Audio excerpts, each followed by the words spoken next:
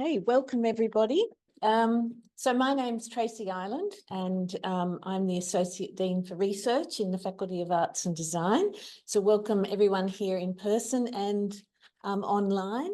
I'd like to acknowledge that we're meeting on Ngunnawal country and pay my respects to elders past and present and thank them for caring for country and for the contribution that they make, especially to the creative and cultural life of our community. And I would like to extend that respect to all Aboriginal and Torres Strait Islander people here and online today. So it's really exciting for me today to welcome my long-time friend and colleague, Dr. Andrew Sneddon, who is going to talk to us about his latest blockbuster publication, which is a memoir with the intriguing title of Prehistoric Joy. And I first came across Andrew when he was doing his PhD in archaeology and working on the archaeology of Cyprus. And then our paths later crossed again when we both worked together for the firm of GML Heritage. So Andrew's had a really spectacular career in the heritage sector, working across diverse parts of the sector and of course undertaking archaeological projects all around the world, including in Cyprus, Syria, Turkey, Uzbekistan, Italy, Greece, Cambodia and Myanmar. But I always knew that Andrew had a secret creative vein with that he brought together with his archaeological work. And I think that we'll all be very intrigued to see how he brings together that interest in emotions and personal perspectives and embodied experiences that, you know, dealing with archaeological artifacts, our mind turns to these sorts of questions about the universal aspects of human experience. So without further ado, I'd like to invite Andrew to the stage to share his perspectives with us today. Thank you.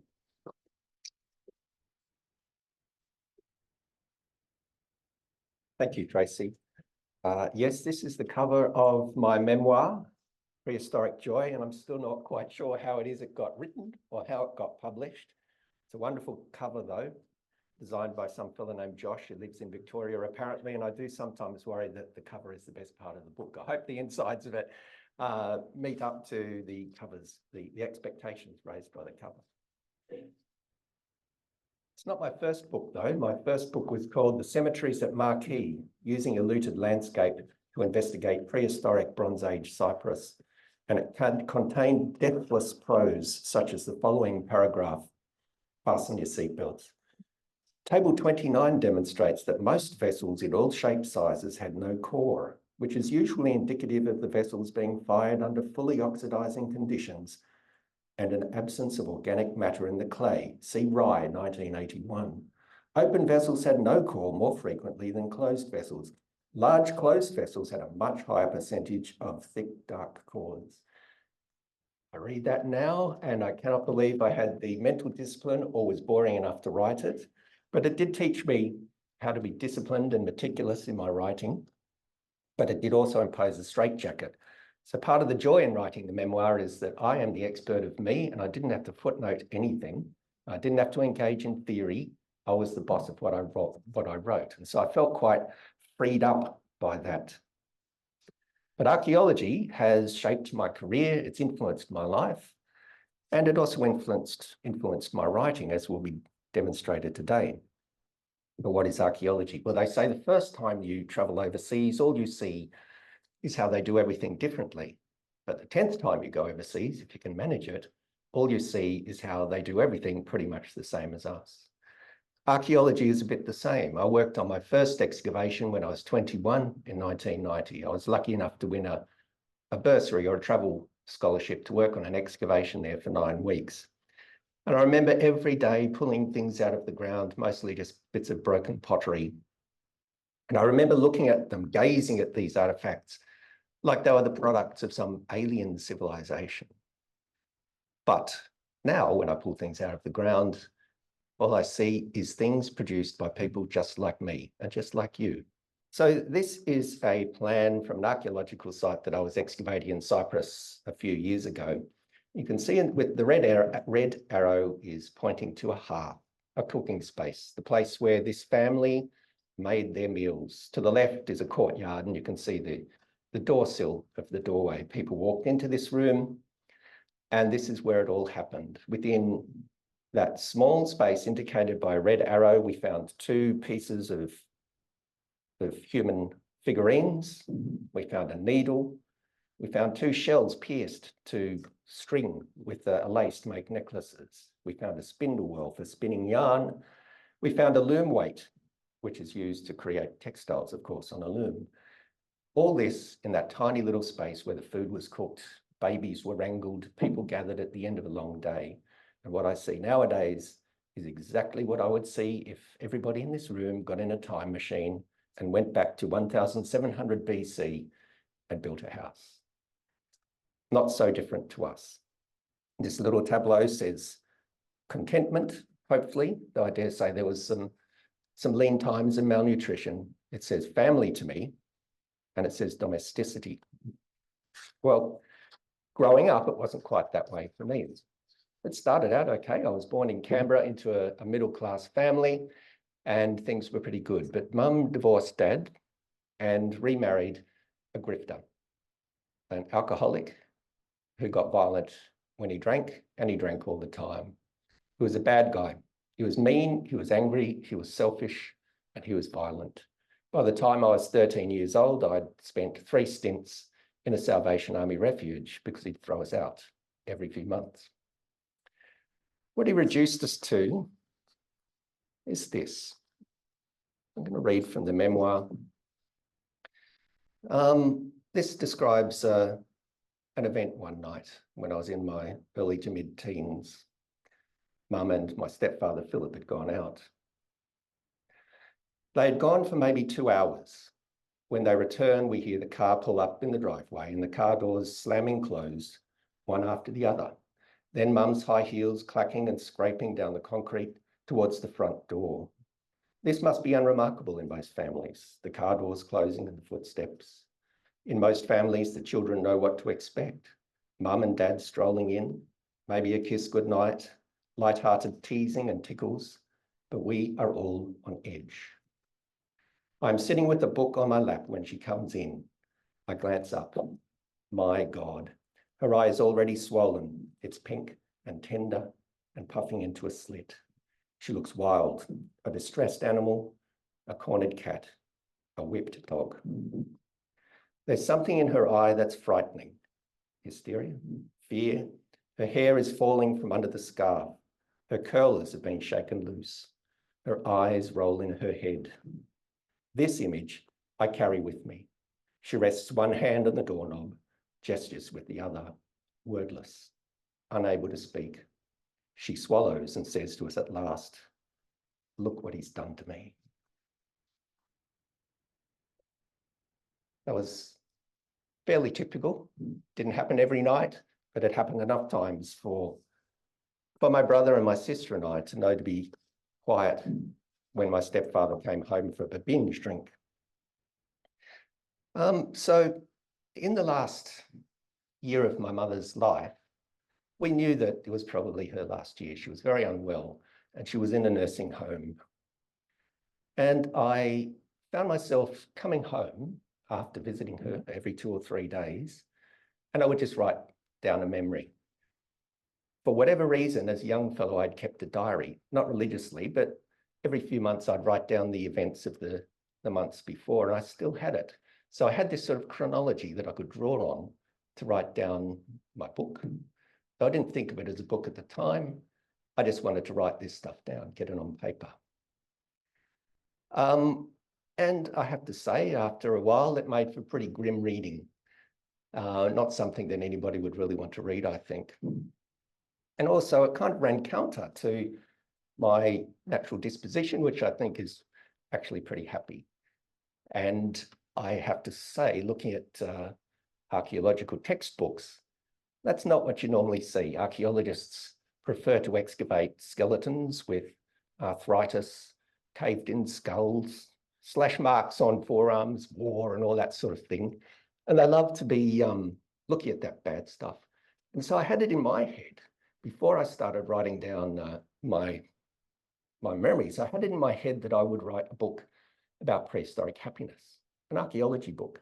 And I'd gone through a whole bunch of textbooks and drew on my recollections of museums I'd been to, and I'd pulled together a whole bunch of artifacts that demonstrated how people in prehistory enjoyed themselves, what made them happy. And I came at it from the perspective that we're all pretty much the same. So here are some of the things that I looked at. Sadly, as I was pulling all this stuff together, these were the kinds of things I realized I was missing out on because of a violent alcoholic. Actually, I'll tell you a little bit more about my stepfather. We left Canberra and came to the Gold Coast, where he became a lowly member of a pretty horrible underworld. He was involved in a lot of criminal activities and he knew some pretty bad fellas. And it all culminated in what I call in the book, a capital B, big, capital B burglary. That is my stepfather nearly in front of a safe. We were robbed when we were on holidays one time. There was nothing in that safe. Those stamps scattered around on the floor were just a bit of a furphy. We were robbed of paintings that we never really owned. We were robbed of silverware that was never in the cupboards, but it was the biggest insurance claim in Queensland for a residential burglary at the time. So that's the kind of world we were living in. But going back to that other book I wanted to write about prehistoric happiness, here are some examples of what made people happy back in prehistory, before people could write. And it won't surprise you to learn that it's the same stuff that makes us happy. Family and love, good food, music and dance and poetry, nice stuff like pretty jewelry and handmade knickknacks. Drugs and alcohol made people happy for many, many thousands of years. And you won't be surprised to learn that sex is in there as well. So this is an image of my favorite vessel, my favorite artifact from Cyprus. It's called the Paredes bowl because it's in a museum owned by the Paredes family. It's a big fat-bellied bowl. You need to sort of would hold it, wrap both arms around it just to lift it. But around the rim, the potter has fashioned a bunch of figures. You can't quite see them so well in the photographs. I've sketched them on the left. It begins with a man and a woman arm in arm. Then one thing has clearly led to another because the woman is pregnant a bit further around the bowl. In the next one, which hasn't been penciled in there, there's a little clay pellet emerging from between her legs, and it's the baby being born. And then at the end of the sequence, there's a man and a woman standing there with their baby, with their toddler. What could this be except an expression almost 4,000 years old of a happy family? This is someone beaming out a message saying, this is what brought me joy. Or underneath it is an image of the sarcophagus of the spouses. This is Etruscan, so north of Rome, around 580 or 480 BC. And these things were quite common. It's the lid of a coffin, the lid of a sarcophagus. And they very commonly depicted a man and a woman spooning in this sort of marital tableau of happiness. And although, of course, there might have been many, many unhappy marriages, and the man could have been a philanderer or the woman could have been something, but at the very least, this is saying, this is our ideal. This is our happiness. A man and a woman in spousal relationship. Or these ones. Possibly all goddesses, maybe not. The one on the left, a lady sitting on the seat or a throne in some archaeology books, is from Çatalhöyük, about 6000 BC. Probably a goddess.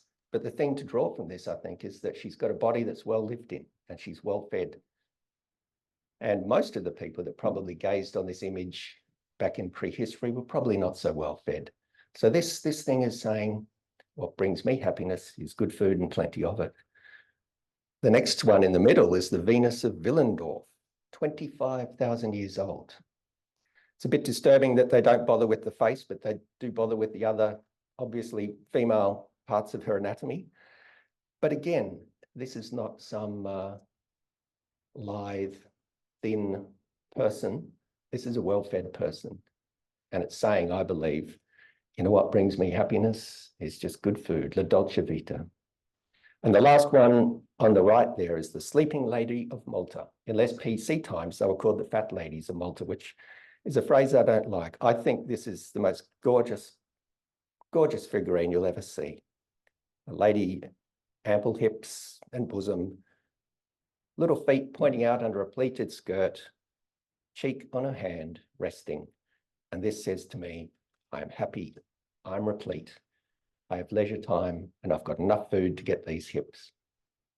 It's wonderful, it's beautiful. Now, I could have chosen a lot of images to demonstrate that humans derive joy from sexual relations. There are a lot of images far more pornographic than I would show in this talk, but this is a fella from Cyprus, 3000 BC, the Chalcolithic. And this one I have my doubts about. It's described by some prominent archaeologists as the ejaculator. I'm not quite so sure that I would agree with that. It's actually a vessel with a hole in his head, and you can pour liquid in, and the liquid comes out his willy. So perhaps he should be the urinator. I don't know. However, he's interpreted as being very happy. I think he might be singing, personally. And it's quite possible that 5,000 years ago, the fact that he was naked meant nothing at all. However, obviously humans sort of derived pleasure from being naked and apparently in a public place for a long time. And to wrap up the obvious, this is the harvester vase. It's a Minoan vessel from Crete. It's about 1500 BC. And it depicts a group of men coming home from the fields. They've harvested, they've got sheaves of wheat over their shoulders, and they're singing. Their mouths are open because they're singing in unison. They're happy. They've had a great day, and their happiness is being expressed in music. And the fellow in the middle is carrying what they call a sistrum, sort of like a tambourine that kept the rhythm and jangled. And on the right, from the Cycladic Islands, just to the east of mainland Greece, is a harpist. Gorgeous figurine. This about 2600 BC, a clear expression of how people found joy in prehistory. Sitting in a room, food and drink, wonderful music. But what is also evident from the archaeology is that people derived joy from violence. This is from Le Dogue, a site in Spain. It's painted on a cave wall about 5000 BC. And it depicts warring tribes, groups, something, shooting at each other. On the right, you can see them bounding towards the fellas on the left, and the fellas on the left driving them back. And we know that this wasn't some sort of symbolic encounter. This was the real McCoy, because not too far from here, they found a mass grave full of men, women, and children, skulls caved in, forearms smashed, spearheads in their ribs. But what we can take from this, have a look at the guy on the top left, his body. So you can see the tension in his body as he shoots the arrow. It's wonderful. But what we can take from this is that the person who painted it was probably the winner on the winning team.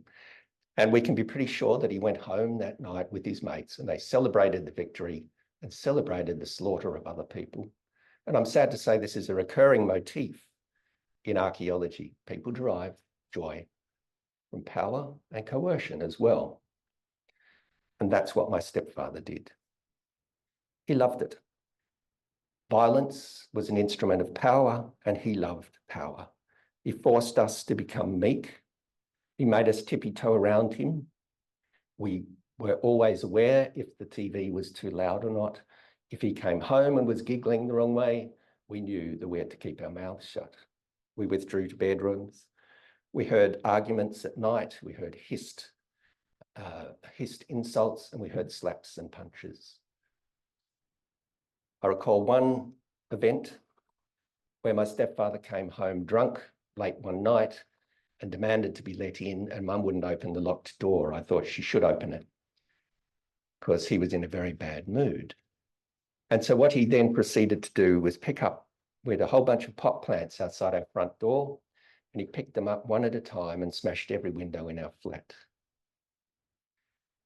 And what I saw of him as he picked up the last pot plant was he was giggling, laughing his head off. He thought it was the best thing on earth. Me, my brother, my sister, my mother, cowering in a flat, him smashing the windows from the outside, and us unable to do anything about it. Well, it reduced my mother to something that she wasn't when I was born. She became a very troubled soul, and it triggered something in her mind. So that, for example, one example of many, she told us one New Year's Day, we were in a place with a little electric organ, and she came in and asked us if we heard the ghosts playing the organ that night. This was music in her head, and that's what my stepfather did to her.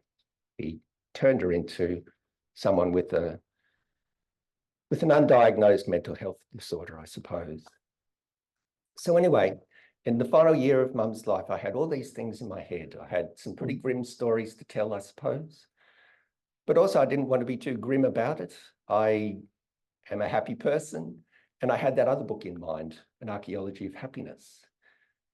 And I started out not really thinking about writing a book. I never thought for a moment I'd publish anything. But coming home from that nursing home every week or two or every few days and writing stuff down, suddenly I had some thousands of words. And I remembered that other book that I had started, The Archaeology of Happiness. And I pulled out the text, and I'd written down all these vignettes, like the ones I just went through with you there. And I thought, look, I can merge these things. And I did. And suddenly I had about 15,000 words. And when you've got that, you've got something substantive. And it's a fillip to see it through to the end. And I kept writing.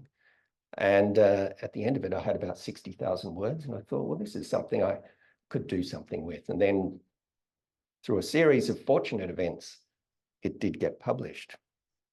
Well, before I started my life in archaeology, I wrote another piece of deathless prose, a 20,000 word thesis entitled, Should Nero Have Committed Suicide? That was my honours thesis in classics and ancient history. So when it came time to writing the first page of a memoir, I found myself drawing on that. What is often not spoken about with ancient Greece and ancient Rome, but especially ancient Greece, is it had Plato and Socrates and all that, but it was a horribly misogynist society. And it was written into their mythology as well. You know, there are stories of Zeus's rapes and the like, and they're almost celebrated. Well, they are celebrated. But one of the great books of classical Greece, well, was written before the classical era, is Homer's Iliad. Classicists celebrate the book. I think it's a terrible book, actually. It's violent and full of horrible things. But in book one, it starts with a scene on Mount Olympus. Zeus is married to Hera, and they're having an argument. Classic domestic. He tells her off for being nagging and reminds her that he could hit her if he wants to. And their son, the crippled god Hephaestus, watches on, and he intervenes. But he doesn't address his father, he addresses his mother. This is from the first page of my memoir. Hephaestus counsels his mother to shut her mouth, and instead of arguing, to mollify the man who beats her. He recalls for her how these things always end, all those times that he has found her broken, bruised, and battered. And he remembers the time when he did try to defend her, when he put his body between his mother and his father's wrath, when Zeus took him by the heel and hurled him furiously from the highest peak of Olympus.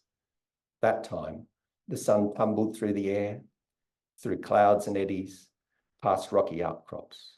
Nobody could save him. He was alone. He fell like a stone for a full day and into the night. So when I read that as a young undergraduate at university, I think my response was probably different to a lot of the other students sitting in the room with me. I was thinking 2,750 years ago, somebody else realized it can be very dangerous to step between an angry dad and a cowering mum. Well, as I was saying before, once I started writing the memoir, it was a liberating experience. I have written a book with not one footnote in it. No bibliography, nothing. As I said before, I am the expert of me. I didn't have to draw on theory. I didn't have to demonstrate that I know 100 years of scholarship about a particular topic. I wrote what I wanted to write. I was asked by my publisher what my process was, which is a funny thing to be asked what your process is. And I said, well, I just imagined I was at the pub and had a couple of schooners and was telling some friends what happened in my childhood. And I just bashed it out. And she said, it reads like that. We'll have to tidy it up a little bit. But they didn't change too much. But it did draw to my attention that the freedom I thought I had was not quite what I thought it was, because I did have some audiences that I had to respond to. And that became clear in the editing process. So, for example, first of all, there weren't many changes. They took out some of my best jokes. I thought they were hilarious, but I suppose you need to be responsive to the fact that some people don't find you funny. But the other thing is, my editor said, here, have a look at these 3 or 4 paragraphs again. They're scattered through the book. And she said, because it feels to me like you're victim blaming. And I really had to pause and think about that. First of all, I had to acknowledge Mum was a victim, not just me, which I suppose I'd always known. But as a result of this very strange childhood, the relationship between me and my mother and my brother and sister and our mother, it was forever broken. It was never repaired thereafter. We had a very difficult relationship to the day she died. Her final words to me, my sister and I, my sister had flown in urgently from London at great expense and had dropped everything, as you do when your mother's last hours are approaching. And she sat on the other side of Mum's bed and I sat opposite her, and Mum was asleep. And we were quietly chatting. I was asking about my niece and my nephews, and Sophie was responding, and Mum opened her eyes and uttered her last words to us, which were, oh, would you two shut up? So we did. Sophie patted her on the hand and Mum went back to sleep, and that was that. But it sort of summed up a lifetime of difficult interactions with my mother. So I could well have been victim blaming. I'd been asked to look at these paragraphs and I agreed. I said, yes, take those 3 out, but I want to keep that one. Because Mum did do some bad things and I didn't want to completely sanitize her.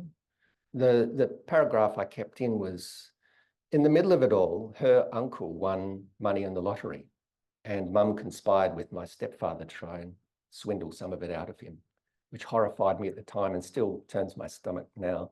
And I wanted that to stay in. It wasn't victim blaming, it was just recounting a fact. However, I did say, yes, let's take those other 3 out. And I'm glad that I did, because I don't want this book to be about victim blaming. And that process, I wouldn't say it was cathartic, but it did force me to consider my mother's motivations. And of course, there was economic dependency. Even though my stepfather barely had a penny, he was the closest that we came to a money earner in the household. There was emotional dependence, a very unhealthy one, based on love, but also on something else that I can't really put my finger on. And there was an undiagnosed mental health disorder with my mother. By her own admission, she had obsessive compulsive disorder, and there were other things going on. You know, she's hearing voices, ghosts playing the electric organ on New Year's Eve. You know, we just shrugged it off and thought, well, there goes Mum again. But today, of course, if we'd had a bit more agency or something, we were young, we'd have gotten some medical assistance, but it didn't work out that way. So yes, it made me think about that carefully, and about the fact that in the audience for my book, there would be victims of domestic violence. And that I don't think it had really occurred to me. And in fact, since the book was published, I'm gratified to report that I've had many people email me out of the blue, perfect strangers, saying, I've read your book. And thank you for writing it. I had a similar experience and I've always been a bit too shy to speak out about it. So thank you for doing that for me. It's really a wonderful, the best review you can possibly get. Another thing that I have always been concerned about when I was approaching publication and now is that I do not want to be interpreted as mansplaining violence against women to women. I'm not doing that. I'm obviously not female, but what I have written is a child's experience of family violence. What I was witnessing as a child was violence against women. But this is more a book about my experiences as a child. Was I having a cathartic experience in writing the book? I can say, no, I wasn't. I didn't feel that anything was being lifted off my shoulders. Rather, being completely blunt about it, it was an exercise in retrospective revenge. It felt good to get the story out there about my stepfather, Philip, because when he was alive, I wasn't big enough or old enough to stand up to him in quite the way I would otherwise have been able to. So who else were my audience? First of all, my son. He was 8 and 9 years old when I was writing this book. A bit too young to sit down and talk to him about these things, but I figured in 10 or 20 years, he might want to know a bit more about his old man. Well, it's out there now. He came to my book launch and afterwards he told me he was proud of me. Again, the best review you can get. But I also wrote it for my wife because I'd never really talked about this with her. She, I dropped hints here and there and she knew there was stuff going on.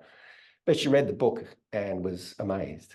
And I was chatting to my siblings and it was the same for their partners because they'd never talked about it either.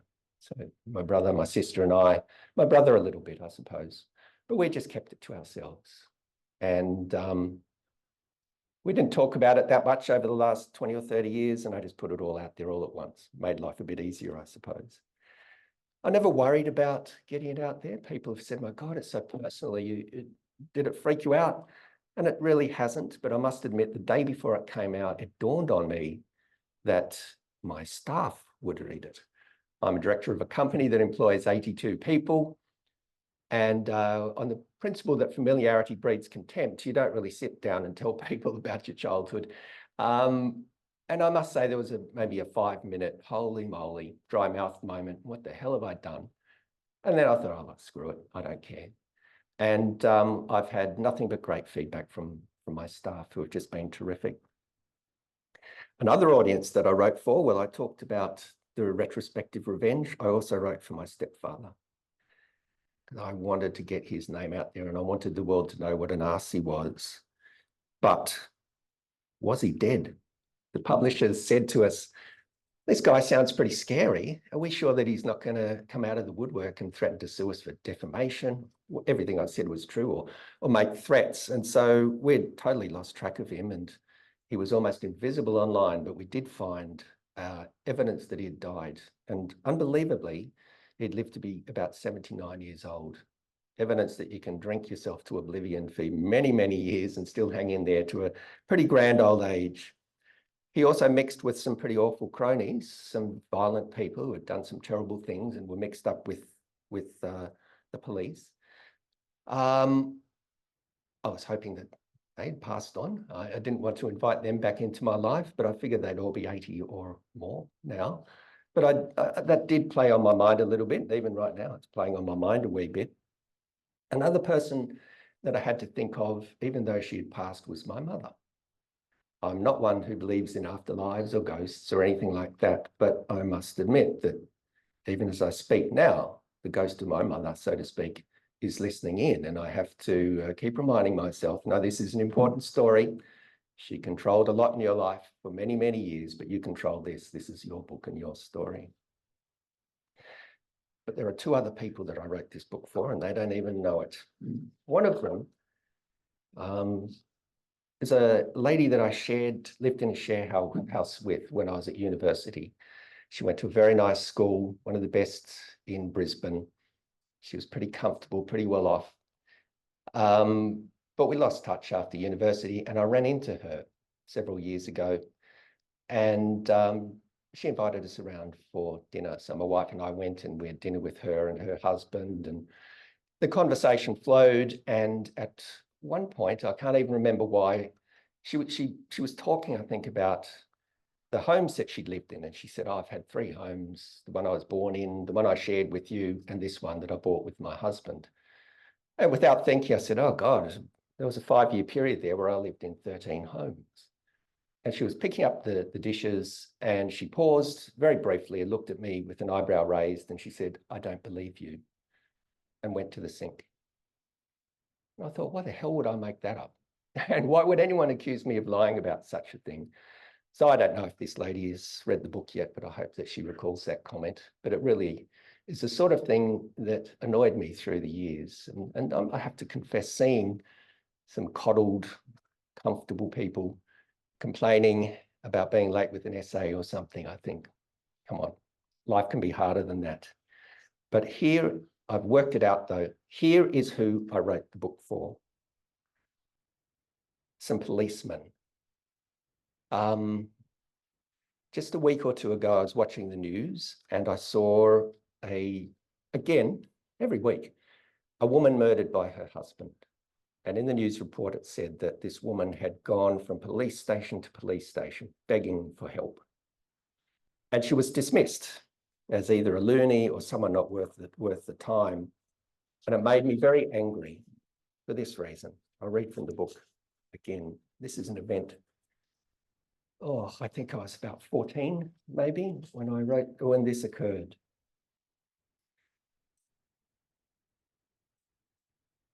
He walks in late at night and sits at the dinner table without saying a word.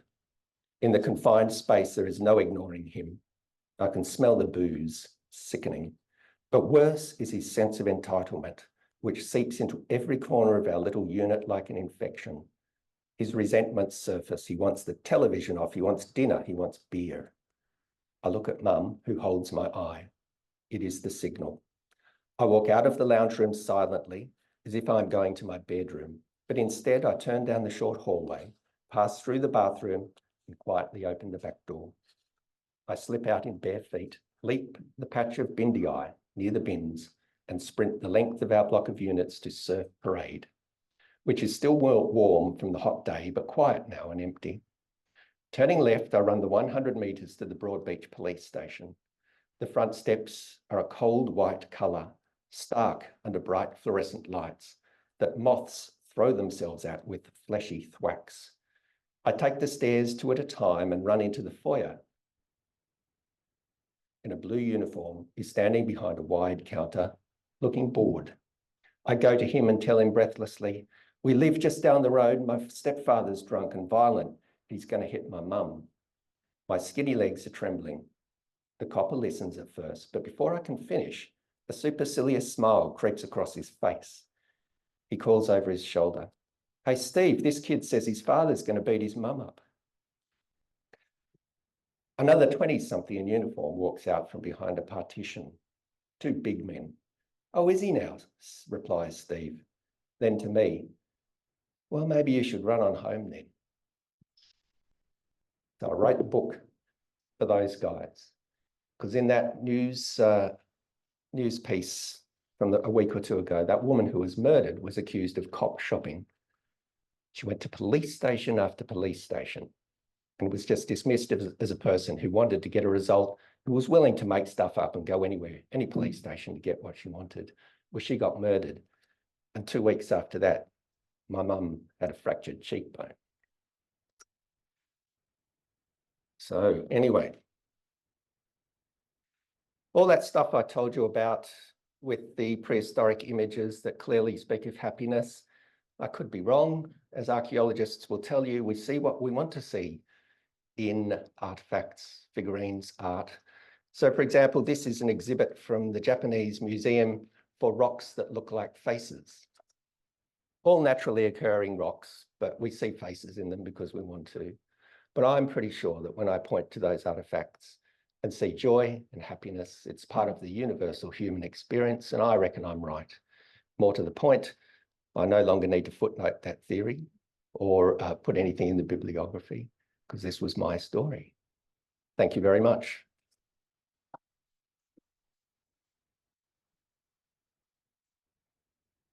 And I'm very happy to take questions. I think people are quite shy about this topic, but I'm not shy to answer them. So any questions are welcome. Thank you. Thank you so much, Andrew. That was a wonderful presentation, and I was really moved by it. And I think what you said about your process, I mean, I really did see the way your archaeological training of piecing things together from fragments, of seeing the people behind the objects and the images really did shine through as a really original approach, but an original approach to, you know, a broad and wide story. And what I was thinking about the whole time was, my question was, what about your son, your young son? How, and you answered that question for me. But what I need to announce is, for the question time, is that this is being recorded. And for people in our online audience, if you'd like to pose a question, please put it in the chat, and we'll read it out to Andrew so that everybody can hear the answer. But first I'll turn to the in-person audience. And would anyone like to make a comment or a question? Thanks very much, Andrew, for sharing your story. I suppose my question is more about your process, and as someone who is also an archaeologist and who has also a creative life and practice myself, and is also an advocate for having difficult conversations with others, in a way that's productive, obviously. I was wondering if you could tell us, you've explained, or Tracy's summarized very well, how she's interpreted your background and training as an archaeologist informing your writing. And I was wondering if you could tell us about the inverse of that process, and how being a creative writer, reflecting on your own experience, may have informed your practice as an archaeologist. Yes, I think coming the other way around, I think all that mental discipline that you require to collate data and interrogate the data and to not go off piece, justify your opinions, all that was really important when I came to the memoir, because it had taught me to think about every word that I used. Going the other way around, working in doing academic archaeology, I'm not sure that it influenced me so much as in what I do now, which is commercial heritage consulting, where a large part of that process is explaining to the world why a place is significant in heritage terms. And that involves taking people on a ride, on a journey with you. You don't just berate a developer and say that's a heritage place and you should save it and sacrifice $500,000 to do so. Instead, you need to tell them the story, engage them with a creative, from a creative or innovative angle.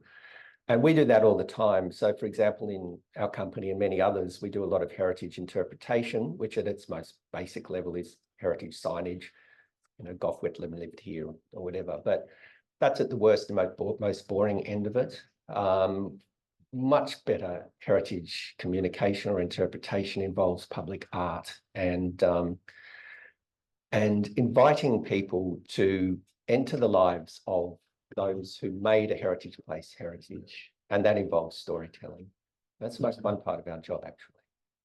I hope that answers your question. Thank you. And also, you know, I do come to these, I think we all do. I came to that place in Cyprus, that little domestic tableau, and that's what I see. But there are some pretty boring archaeologists out there who just want to interrogate data and think no more about it. We can't theorize about what was in their heads, just what was in their hearts. That's pretty boring. Yep. Thank you, Andrew, for a wonderful talk and for what sounds like a wonderful book. I was thinking about happiness, and you know, the examples that you gave when you were discussing happiness were all sort of happiness as kind of contentment, happiness as satiation, and I was sort of thinking more about I was thinking about happiness as also hope. And here I was thinking about, Guess and Haj talking about kind of people not wanting to move from places if they have hope there. But it's when there's the absence of hope that people feel forced to make change, to move. And I guess that does sort of then made me reflect on, how you reflected on your own book, where you're positioning it as a kind of revenge story. And there's a lot of sort of backwards looking in terms of the way you narrated that. And I wonder if it sounds like a very hopeful book. I wonder if there's a forward lookingness to who it's for. Well, that's one of the things the editors said. They said, we need an epilogue to this. I want to know what happened to all you guys. And it's a happy ending. I'm a successful career person, happily married. So is my brother, my sister. We're all happy and contented people. As for whether it's forward-looking, if it is, it's with the hope that it will make a difference. I hope a police officer picks it up one day and says, "Oh God, I can't be that guy who dismisses the skinny kid telling me that his mum's in trouble." I think.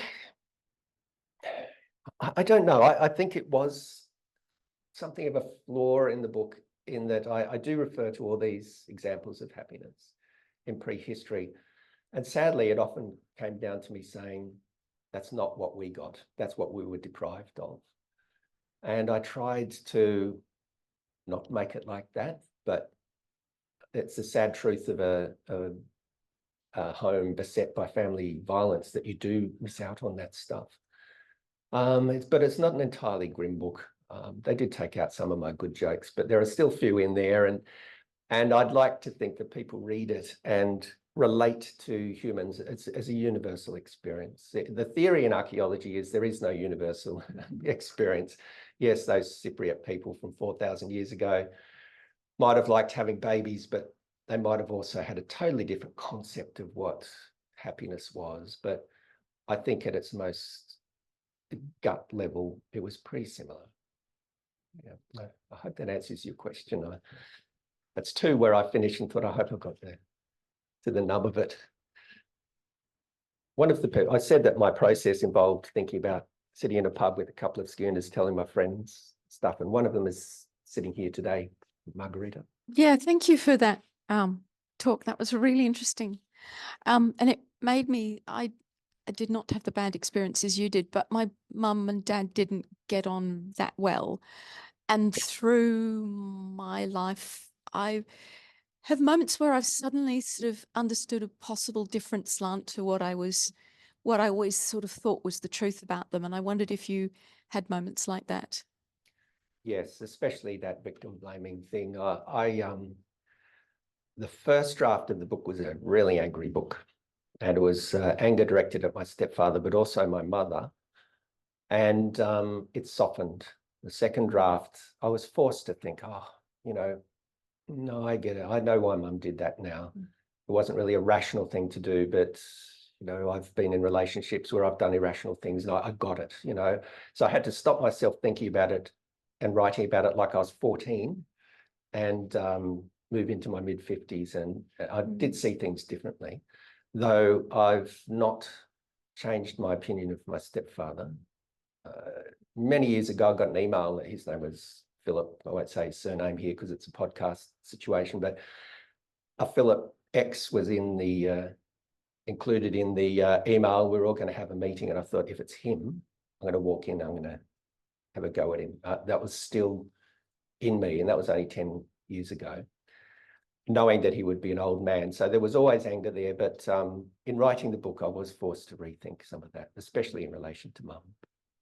After all, if I hadn't done that, I'd be just like those coppers, saying, oh, it's another woman complaining about being beaten up. So I did not want to be that.